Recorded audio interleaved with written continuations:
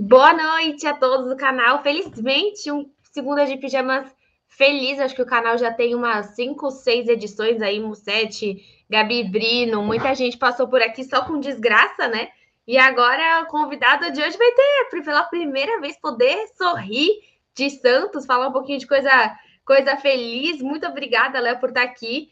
O Léo que agora tá. Tem muita gente que acha que ele é setorista da TNT, de tantas informações legais que o Léo traz do Santos, mas bom, primeiro te agradecer demais por estar aqui com a gente hoje, contar um pouquinho da sua vida, da sua trajetória e um pouquinho de Santos também, né? É isso, Bel. Obrigado pelo convite. Fiquei muito honrado mesmo por estar falando com você. Contar um pouquinho, né? Comemorar um pouquinho essa vitória, né? Acho que a sexta só no Campeonato Brasileiro, né? Finalmente. Fui no jogo, né? Falar um pouquinho disso também, que acho que é legal, né? Como foi a volta da torcida. E falar um pouco também sobre minha trajetória e tudo mais. Fiquei bem feliz com o convite. Obrigado, viu, Bel? Imagina, bom, vamos lá, conta um pouquinho. Tem muita gente, tem muito estudante aqui. Você fez jornalismo, era a sua primeira opção? Como foi assim a escolha da carreira primeiro? Uhum. Bom, vamos lá, desde o começo, né? Sempre foi a minha primeira opção, sempre foi.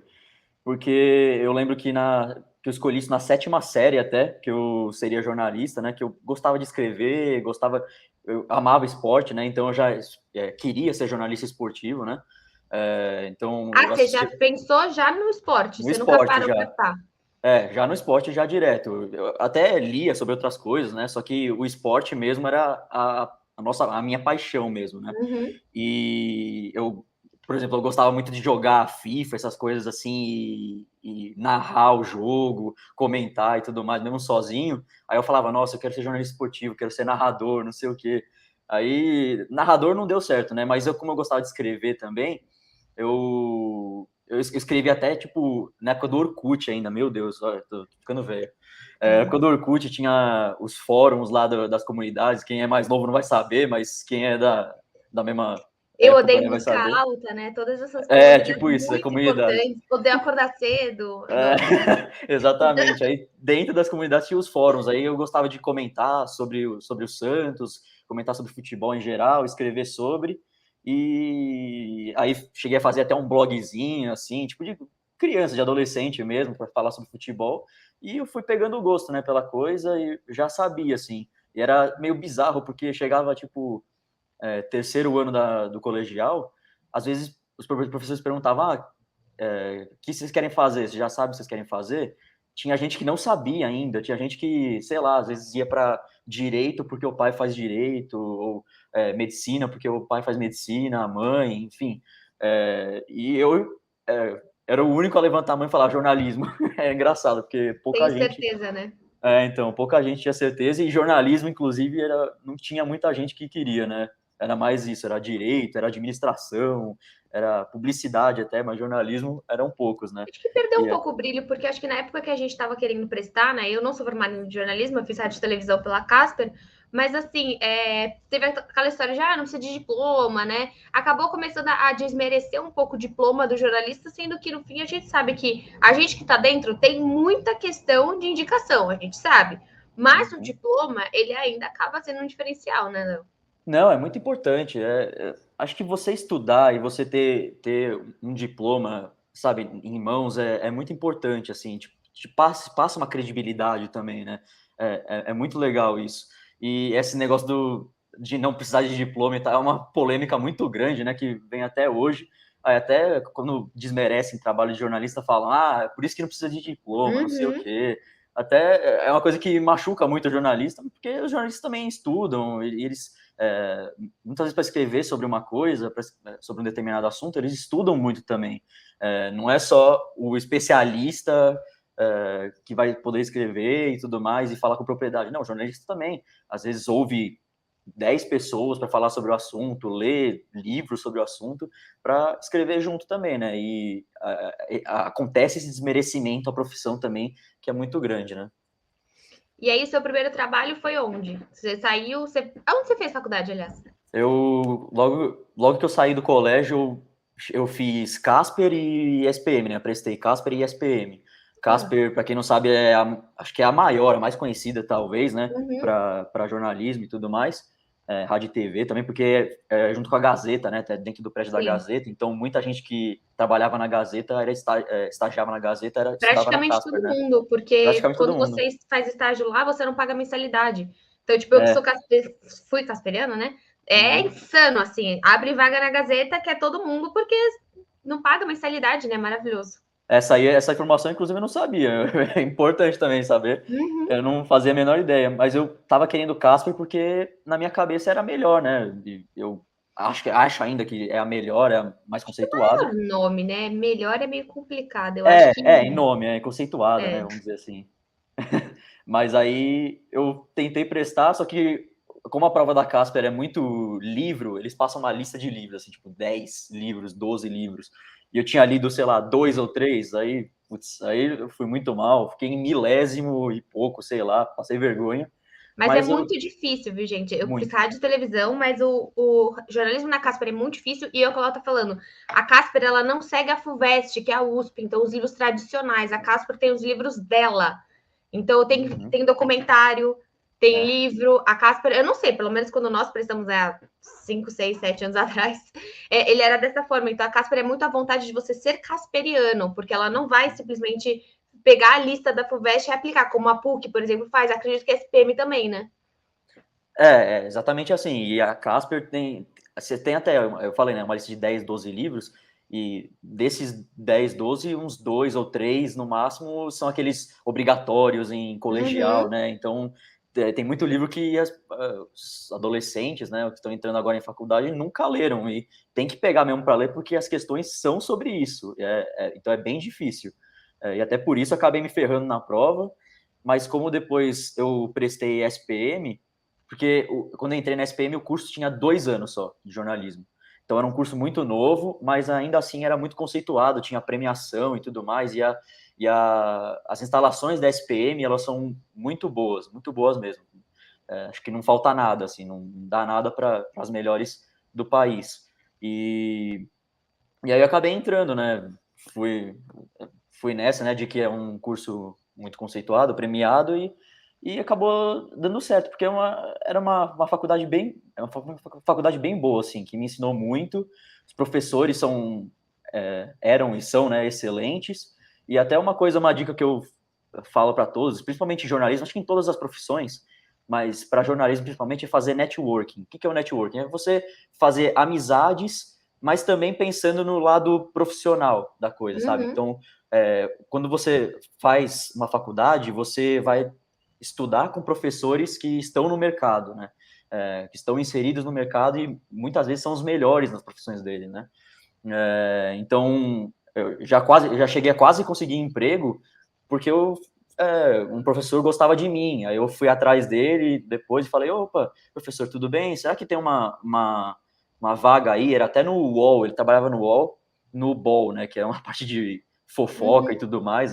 Como eu estava sem emprego, eu falei: professor, tudo bem? Tem vaga aí? E ele foi lá e me indicou e eu quase consegui, né? Não entrei porque eu cheguei na final com outra pessoa e a outra pessoa tinha mais a cara da vaga, né? Mas depois acabei sendo chamado de novo para uma outra vaga, só que eu já estava empregado. Então, é muito importante. Uma dica que eu dou para quem for fazer jornalismo, para todas as profissões, né? Principalmente para jornalismo, você fazer networking, deixar os professores gostarem de você, verem um potencial em você, porque isso pode render frutos no futuro, né? Sim, exatamente, né? Tem vários comentaristas que você vê que eles dão aula, o próprio Celso Zelt, né? Da ESPN, ele Uhum. é da Casper, você tem vários profissionais também que dão aulas em faculdades, porque realmente é uma maneira. E os próprios colegas de faculdade, assim, você vai começar a ver quem tem mais a ver com você, quem tem mais pro lado esportivo. Uma coisa, por exemplo, na Casper, que eu ficava muito, muito, absurdamente triste, é porque as vagas de jornalismo esportivo eram só para jornalistas. E assim, Uhum. eu falava, caramba, tipo, eu quero. Eu ia na prova e falava, não, rádio TV não pode, rádio TV não pode, rádio TV não Nossa, eu pode, não rádio TV sabia. não pode. Caramba. Então, tem vaga, mas é aquela coisa de cinegrafista tal. Só que eu vejo muito que rádio e TV não deveria ser um curso à parte, né? Porque você Uhum. não pode ser conteúdo e eu sou imagem. A gente é junto. Que daí você chega, por exemplo, você pega um baita de um jornalista nessa época de pandemia, manda um vídeo, tudo lascado, a luz lascada. Você fala, meu, não é possível que a pessoa é tão boa Você vê isso ao vivo. Você entra em umas Uhum. emissoras que você fala, não é possível que a pessoa tá entrando ao vivo assim. E não, porque para mim eu acho que o jornalismo e a rádio e TV, se fosse 5 anos, e você passasse também por toda a parte de produção, eu passasse, por exemplo, eu não você me falar, escreve uma notícia, óbvio que eu vou saber escrever, mas eu não Uhum. tive aula para isso, eu não tive uma aula de como começa, por onde eu passo, de conteúdo, eu quase não escrevi na Casper, é tudo, meu TCC foi um documentário, Uhum. então é muito diferente, né? Eu acho que assim, seriam profissionais muito mais completos se a gente tratasse o áudio, o vídeo e o conteúdo como algo único, né, Léo? Não, total, o que você falou é muito verdade.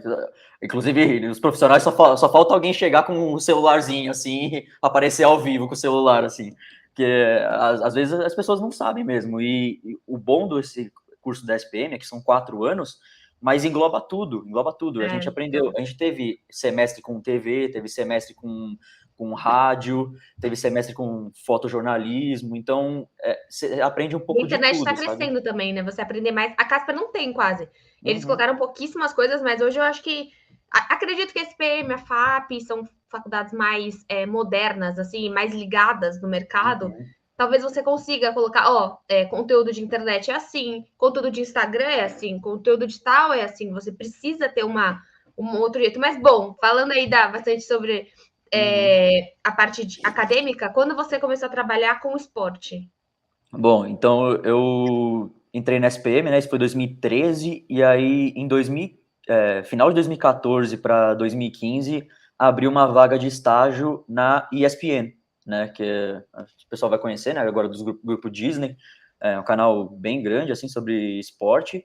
E eu falei, pô, vamos tentar, né? Vamos lá. Eu Que é nunca um tive programa emprego nenhum. enorme, né? Ou foi uma vaga pontual que você entrou? Não, era um programa enorme, era um programa de estágio enorme para, sei lá, eu lembro que acho que tinha 2.000 pessoas e, sei lá, ou até mais, nem lembro quantos tinha, mas era uma Uhum, vaga enorme, assim, porque é muito procurado mesmo. E, e aí eu falei, vamos lá, né? Nunca tive emprego na vida, né? Acho que eu vou entrar com uhum. uma desvantagem, mas vamos ver, né? Vamos ver no que dá. E aí eu fui passando de fase, passando de fase, passando de fase. Aí chegou na última, era uma entrevista com o meu ex-chefe, que é o Ricardo Zanetti, que eu adoro ele, falo com ele até hoje, e que devo muito a ele também. E fiz uma entrevista com ele e tinha uma provinha também escrita. E aí, tipo, a provinha era, sei lá, diga 5 times da MLB de beisebol, diga Meu Deus. quem é o quarto colocado do campeonato italiano no momento. Você tinha que saber uns negócios assim, tipo, bem decoreba mesmo. Você tinha que decorar as tabelas dos campeonatos europeus, não sei o quê. E eu acabei indo bem na prova, acabei indo bem na entrevista e fui contratado, né? E aí foi uma emoção muito grande, porque eu sempre assisti a ESPN era Era um fã de esporte. eu era um fã de esporte, exato. Eu assistia desde que eu era pequeno, os campeonatos europeus lá na ESPN, e entrar e, tipo, você chegar e ver todos aqueles caras que você gostava de ver falando na TV e trabalhando Sendo com seu colega você, de trabalho, né? colega de trabalho. Não, aí eu vi Mauro César Pereira, vi Arnaldo Ribeiro, Jean Oddi, o Trajano, né? Tirone, Você acabou pegando essa Traja. época. Não, o Trajano pior foi depois, ele acabou saindo, já tinha saído, então eu não cheguei a pegar o Trajano, mas tinha o Amigão, o Antero, então você vê esse Sério, pessoal mesmo toda a passando. época do linha de passe, né? Então, Tirone, toda essa época do linha de toda essa passe. galera aí, o Paulo Andrade, porra, o Everaldo Marques, ele tava na época também na ESPN, cara, gente boa, assim, e é legal você também conversar com essas pessoas e ver que os caras são gente como a gente, né? Tipo, eles são famosos, mas são gente Lascado de como a gente. escala igual, né? Nossa, trabalha que nem um cavalo e, e tá que nem nós, né? Se você conversar com essas pessoas, virar amigo dessas pessoas também, colega de trabalho, acho que não tem preço. E a ESPN foi mesmo muito importante, assim. Eu digo Você até que tava no foi. site lá, né? Eu estava no site. Porque o negócio de estágio era para passar por todas as áreas, né? Então, Aham. você passava por produção, passava um pouco por, sei lá, Transmissão, né? Toda essa. transmissão, essas Uhum. coisas.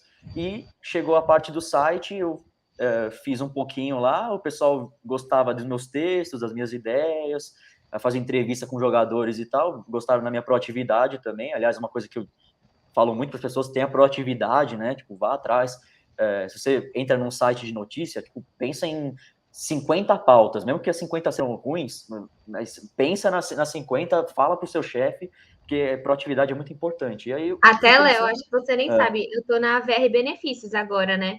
E a hum, minha chefe é uma boa conhecida sua, né? Juliana Cruz. é, Você está falando de proatividade, a Ju é assim, é uma chefe incrível que vem da uhum, ESPN e você vê o pique da pessoa que vem de um lugar de TV, porque a Ju é insana, né? Eu uhum, amo ela de coração, mas é um pique muito diferente, né? Eles falam, se você passa por TV, você é uma pessoa muito mais aberta a trabalhar e a falar sábado sim, feriado vamos também, a gente está nisso pronto.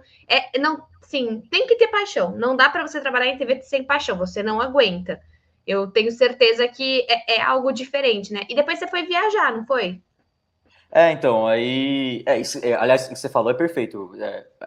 Uma coisa que eu falo também é que jornalista não tem horário, basicamente, né? Então, sei lá, por exemplo, se acontece alguma coisa importante, vamos dizer, alguém importante morre, vamos dizer assim.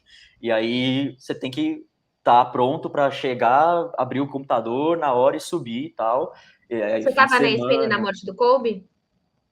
Não, eu tava já tava na TNT, inclusive, e foi num fim de semana que eu trabalhei, foi num fim de semana, num sábado ou domingo. Foi alguma coisa, acho que foi domingo. E aí eu tava trabalhando. Então é isso, você não tem horário, você não tem fim de semana praticamente, né? Você tem, claro, você tem folga, né? Por exemplo, tenho folga de meio de semana e de fim de semana.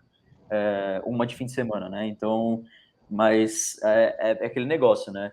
Você não tem muito como se planejar, é difícil, né?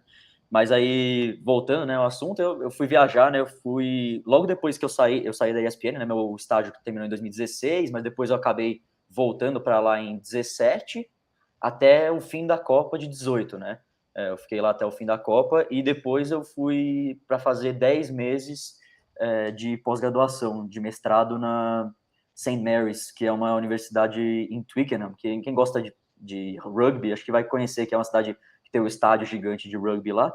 Você visitou? Cheguei a visitar o estádio, putz, enorme, sério, não fazia a menor ideia. É porque eu não gosto de rugby, então eu cheguei lá e não imaginava que ia ser um estádio tão grande.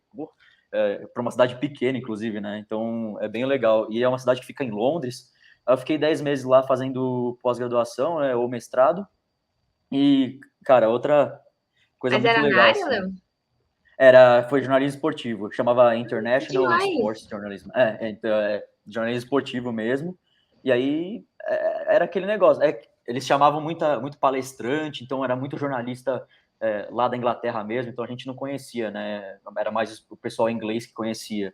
Então era muito legal, assim. E aí a gente tinha, dentro da aula mesmo, a gente tinha como se fosse uma edição de jornal, assim, ensinando como é que era. Aí, tipo, tinha um editor, que eram os próprios alunos, né? Um editor-chefe, um editor, Que e aí legal. todo mundo fazia uma reunião de pauta e falava, vou fazer tal coisa, quero fazer tal história, quero fazer tal coisa, e aí tinha o sitezinho que chamava Sports Gazette, e aí a gente fazia o texto, obviamente, em inglês, né? E postava no site, e aí ia replicando nas redes sociais e tudo mais.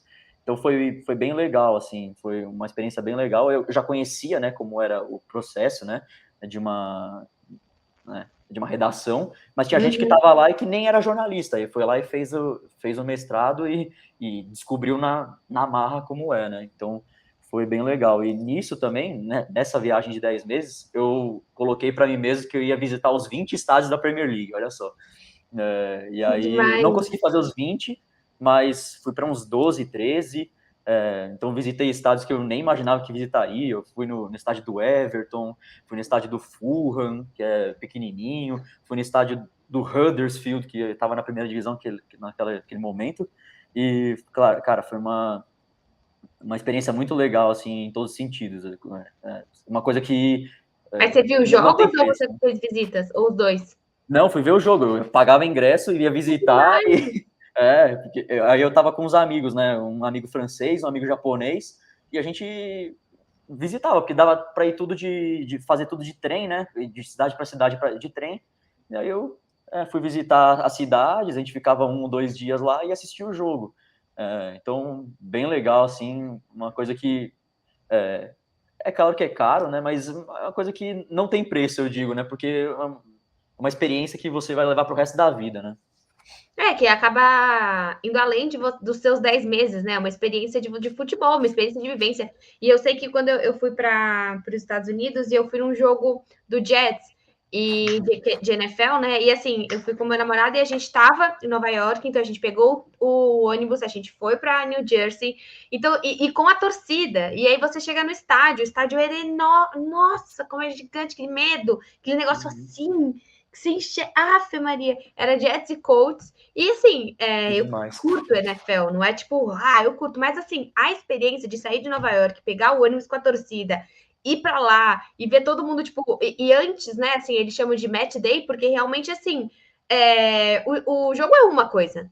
Tudo que você tem Uhum. antes o estacionamento gigantesco, e as pessoas jogando coisa, e comendo, e isso, aquilo. Eu fui lá, nossa, pedi um frango frito enorme, fiquei comendo, fiquei me divertindo. É muito louco, né? Que eu acho que isso, até trazendo um pouco mais para Santos, é uma das coisas que a gente questiona muito o Santos nessa parte de marketing, né? Que eu acho que está Uhum. crescendo aqui quando você vê com as arenas, o Allianz Parque é maravilhoso, esse tipo de arena sendo construída aqui, mas que falta um pouquinho, porque como o futebol já não é um espetáculo tão grande, e lá o futebol, ou seja, o esporte é um pontinho. Você tem Uhum. inúmeras outras atrações que acontecem naquele mesmo dia, né? Imagino que na Premier League seja assim também, principalmente nos grandes estádios.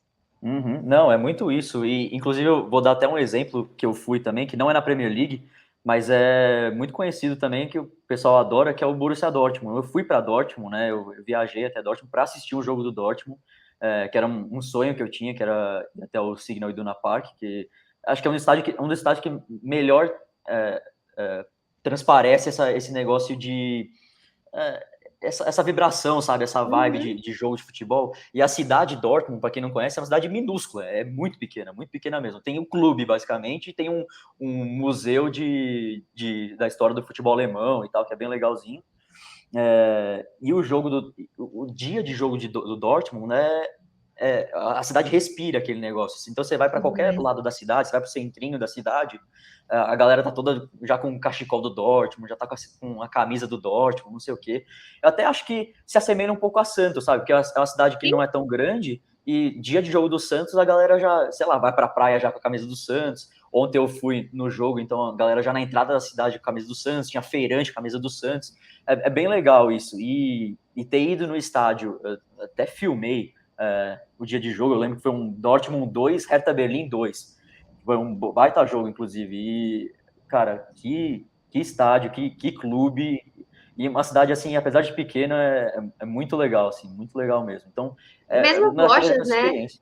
É Hã? outra coisa. Eu não entrei no estádio do Chelsea, mas eu fui de fora. E, nossa, o Chelsea é muito grande. O futebol feminino do Chelsea é muito grande. Enorme.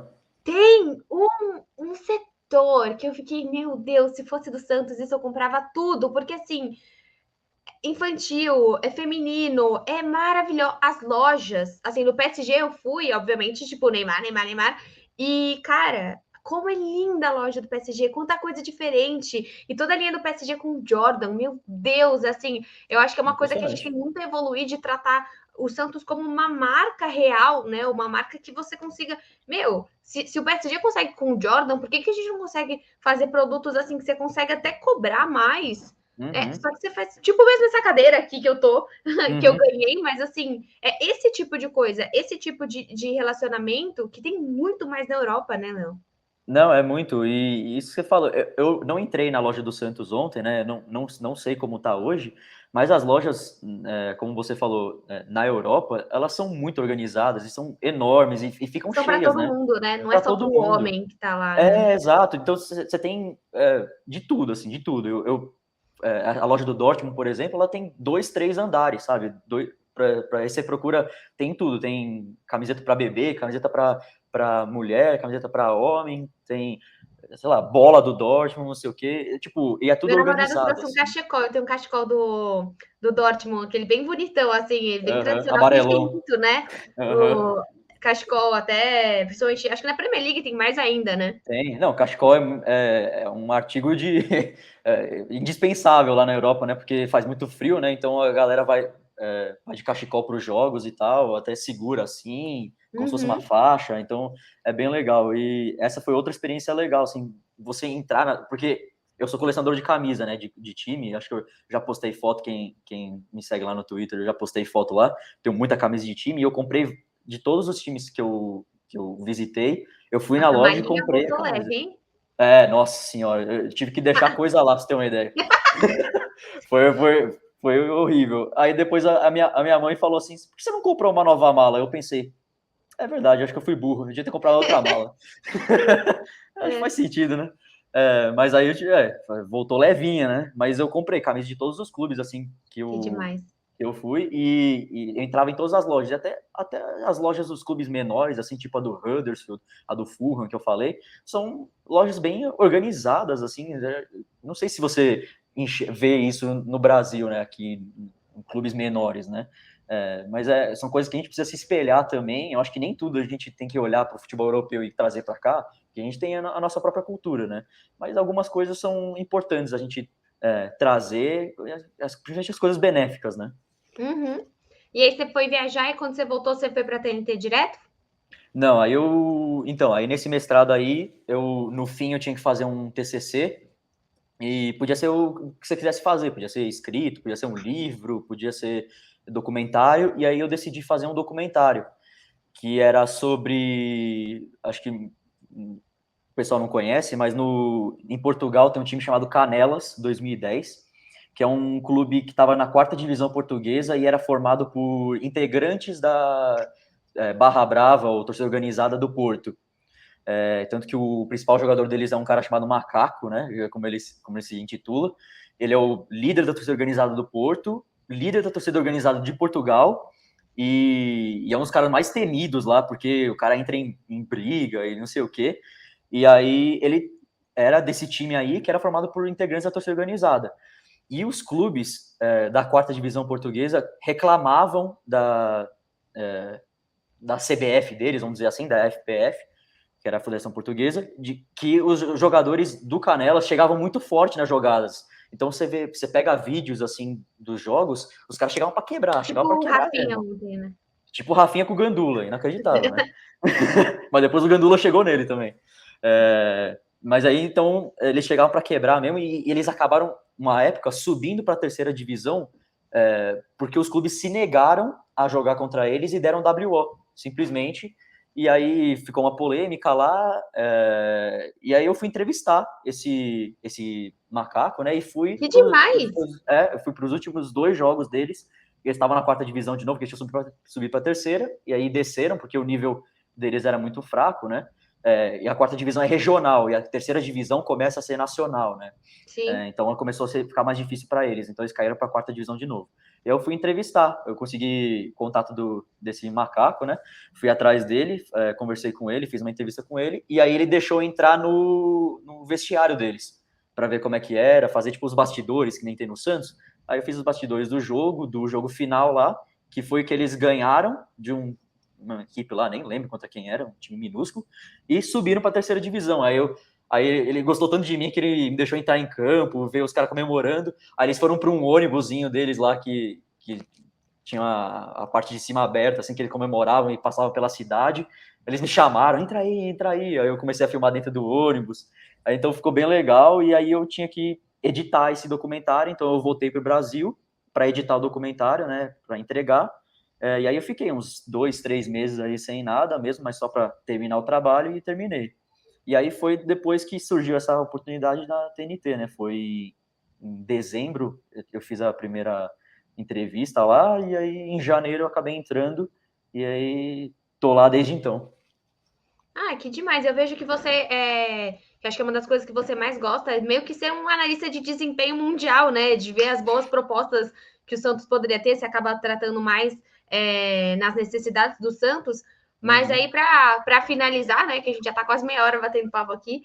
bora. Hoje, o que você faz na TNT? E acho que assim, essa sua vontade de fazer essa análise geral, você acha que é uma coisa que falta muito no Brasil, porque eu vejo muito que às vezes a gente fica nos mesmos ciclos, desde treinador, né? Quando você está precisando de treinador, você postou não simplesmente, eu acho que pode ser o Mano Menezes, o Lisca, É, o Guto, né? Aquela coisa tipo, abre um pouco mais. Eu acho que o Santos pode contratar igual a gente contratou o Tardelli, que na verdade não imagino que você falaria esse tipo de contratação, porque tem pessoas na uhum. América do Sul, né? Então, como que você vê o seu trabalho na TNT e seu trabalho também para o Santos, né? Que não necessariamente está no seu dia a dia, mas uma paixão que você tem pelo menos é o que parece, né? Nessa análise de desempenho. Não, é isso mesmo, meu. Na TNT, na verdade, o meu Twitter, né? O que eu faço no Twitter é diferente do que eu faço na TNT, né? Até algumas pessoas confundem, né? O negócio de ser setorista ou ser jornalista. Setorista é o Musetti, é a Gabi, o Fulvio, o Feola, enfim, é esse pessoal, né? Que cobre literalmente o Santos. Ele tá lá para pegar a informação do Santos e passar para o Pessoas malucas, né? público. Eu falo que eles são um pouco doentes. Malucos. O WhatsApp deve ficar tremendo toda hora, né? Com informação e não sei o quê. Não, e pior é que tipo, o desempenho da torcida é sua culpa, o desempenho do Santos é sua culpa, né? Quando o Santos não contrata, é culpa do Mussete, é culpa da Gabi, do Gilfrida, né? É culpa deles mesmo. O setorista que implanta a crise, né? Sim, é o Mais ou menos setorista. assim. Não é a diretoria que erra, enfim, não é o técnico, não é os jogadores. Mas, enfim, acontece muito isso. Mas eu não sou setorista, né? Eu gosto de falar sobre o Santos no meu Twitter, né? Então, emitir algumas opiniões. E aí, como o Abel mesmo falou, trazer threads, né? De jogadores que estão sem contrato, que podem ser bons para o Santos. Treinadores, como, por exemplo, quando o Santos estava, antes de contratar o Carille, eu coloquei lá 9 ou 10 do nomes. Penharol, né? Acho que você já pegou alguns técnicos diferentes. Então, eu tinha pego técnicos que não estavam com clubes, né? Então, eu peguei acho que 9 nomes e que estavam sem clube e que eram gringos, porque eu quero muito um outro gringo no Santos, porque para mim o gringo tem uma mentalidade diferente do brasileiro. Então você vê, o Grêmio ontem demitiu o Felipão, já foi errado para trazer o Felipão, porque o Felipão, né, é aquele negócio de ir sempre no mesmo. Mas enfim, aí agora demitiu, agora foi atrás do Roger Machado e do Mano Menezes. Meu Deus do céu, são sempre os mesmos, assim, né? O negócio vai girando e é sempre os mesmos. E aí, para mim, às vezes é mais certeiro você ir num gringo que é bom, tipo o Sport agora, pegou um argentino que ninguém conhecia, foi muito bem na Bolívia e tá tirando o time da lama. É basicamente isso. Do que você pegar um brasileiro aí que vai chegar e não vai mudar nada, né? O Santos, por acaso, foi atrás do Carille, que para mim das opções era o menos pior. Mas, enfim, eu gosto de fazer, como você falou, de ir atrás de jogadores sem contrato. Então, daqui a pouco eu vou fazer uma thread nos próximos dias de jogadores que vão terminar o contrato agora em 2021, dezembro, né? E que poderiam fazer pré-contrato com o Santos, que não sairiam tão caros, podiam. O Santos, claro, não está com grana, mas poderiam ser jogadores que comporiam bem o elenco. E eu acho que é legal isso, é legal você ter. É uma profissão nova que é analista de desempenho, scout, são profissões que estão surgindo, estão crescendo muito no futebol brasileiro, que tem que crescer porque o futebol não é só número, obviamente, mas os números traduzem muito o que os jogadores fazem em campo. E é isso que eu busco. Eu busco olhar os números dos jogadores, olhar o que ele faz em campo. Claro, eu conheço o jogador, né? Eu vou atrás de ver como ele joga. E aí eu vejo quem é um bom jogador. Mas são só... até brincam que o Mazuco, o Rueda estão olhando meu Twitter. Até acho que não. Eles têm gente capacitada para fazer isso. Mas eu gosto de dar opções legais, assim, e eu sei que a galera também curte, também vai atrás. Tem jogador que eu coloco, o jogador vai atrás do Instagram dos caras, vem pro Santos, não sei o quê. Então é bem legal, mas é uma paixão mesmo que eu tenho e é para ajudar o Santos também, né? De repente vai que, né? O Mazuco tá olhando e tem um jogador bom aí. O Velasquez, por exemplo, que o Santos tá jogando muito bem, jogou muito bem ontem. Eu falei, né? O Musetti tinha dado a informação que o Santos estava atrás de um zagueiro gringo que estava sem clube. Aí eu fui atrás de zagueiros gringos que estavam sem clube e um deles era o Velasquez. Falei que esse cara seria bom, não sei o quê. Mas, claro, o Santos estava atrás antes de eu falar. Mas você vê que o Santos também estava de olho assim no mercado e tem que estar mesmo, né? Tem que estar sempre de olho. Sim, com certeza. E bom, agora sim, finalmente, para a gente finalizar, como foi ontem? Como foi o jogo? Como foi com coração de torcedor? Como que foi tudo?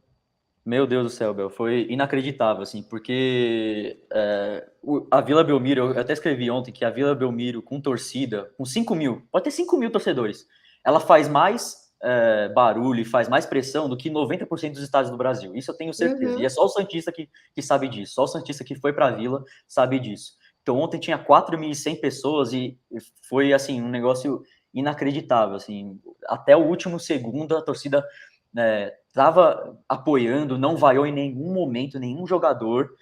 Claro que tinha uns erros de passe ali, que a torcida falava, pô, não sei o quê, fazia aquele murmurinho, né? Mas até o último segundo a torcida apoiou, e eu digo com certeza que foi a torcida que empurrou aquela bola para o gol. Foi a torcida que deixou o jogador do Grêmio dando condição para o Wagner Palha meter o gol. Porque, sério, é um negócio místico, assim, que não dá para explicar. E é bem legal porque, falando da entrada, tá diferenciada, né? Porque tem agora os protocolos, né? Então tem 3 lugarzinhos que você tem que passar por uma triagem, mostrar que tá vacinado e tudo mais. E foi super organizado. Eu achei que seria menos organizado do que foi.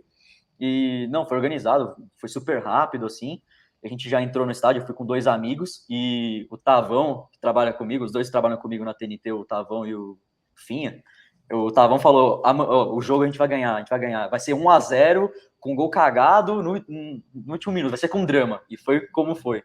Tinha que ser. E aí, nossa, na hora. E foi engraçado, na hora do gol, todo mundo comemorou e tal, aí viu o Bandeira levantando a bandeira, né? E anulando, a gente falando, putz, não vai dar, ferrou, já era, acabou o jogo.